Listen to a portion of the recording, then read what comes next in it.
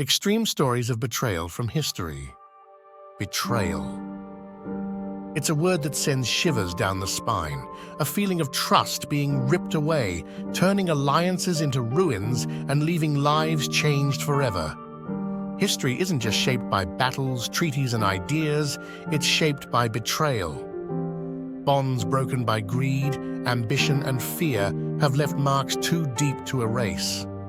And today, we're peeling back the layers on some of the most extreme betrayals in history that altered the lives of individuals and the fates of empires.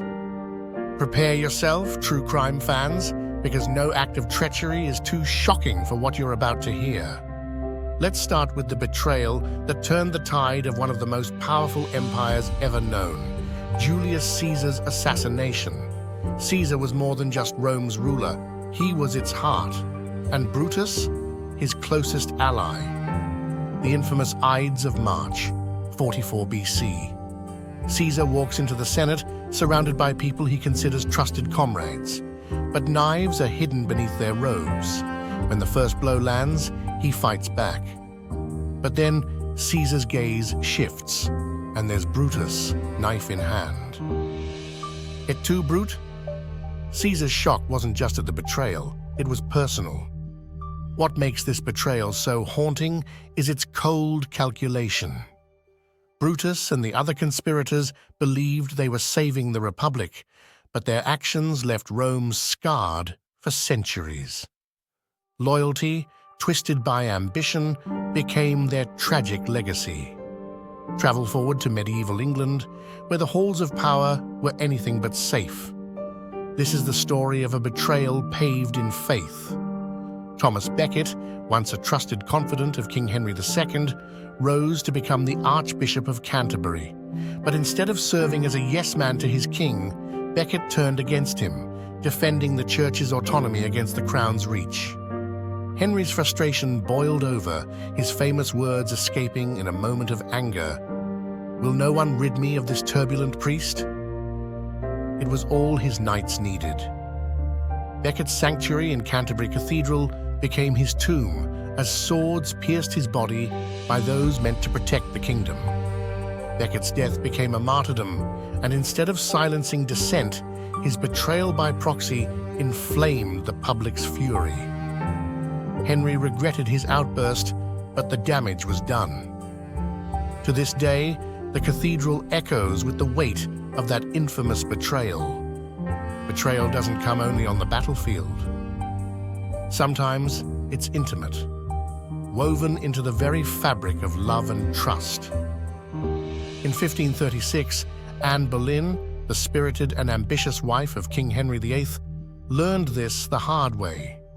Once a favored queen, Anne found herself surrounded by whispers of treason. Rumors swirled of infidelity and treachery, accusations Henry himself encouraged.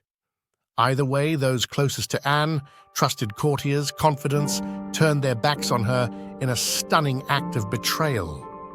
Her punishment? Execution. Anne's fall from grace wasn't just her personal tragedy, it exposed the fragility of royal loyalties and the ruthlessness of power.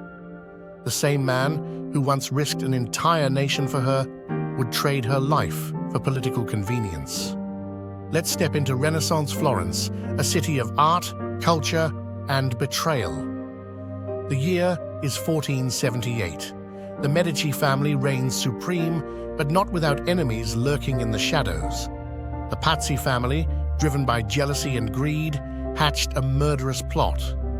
It happened on Easter Sunday, no less, a day of supposed peace and reflection.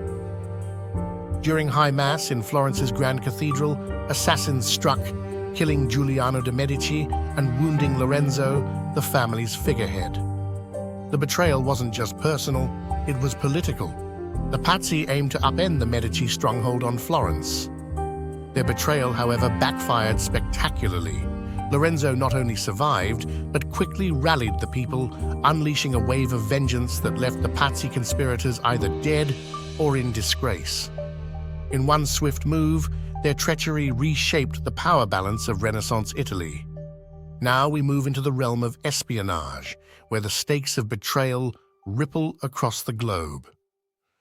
Meet Klaus Fuchs, a seemingly loyal scientist working on the Manhattan Project during World War II, a top-secret mission to develop nuclear weapons. But behind the scenes, Fuchs carried a deadly secret. He was a Soviet spy. Fuchs betrayed his comrades in the United States and Britain by feeding classified information to the Soviets. His actions armed the USSR with nuclear capabilities, catalyzing the Cold War and plunging the world into decades of tension.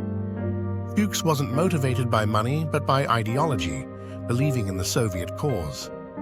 The fallout of his betrayal was monumental. Entire national strategies shifted, and global superpowers scrambled to counterbalance this seismic act of treachery. Fuchs's name remains synonymous with the darkest corners of wartime espionage. Not all betrayals are political. They can be heartbreakingly personal too, with consequences that ripple far wider than intended. Consider the Romanovs and Rasputin. The downfall of Russia's royal family was fueled in no small part by misplaced trust in Grigory Rasputin, a manipulative holy man.